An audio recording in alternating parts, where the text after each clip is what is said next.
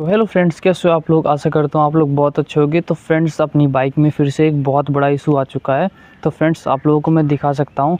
पहले मैं इसकी स्टोरी बता दूँ तो फ्रेंड्स, हम गए थे मार्केट और कुछ सामान लेने, तो वापसी में हल्की सी मेरी बाइक स्लिप हो गई और फ्रेंड्स इसमें मेजर से डेंट आ गए हैं।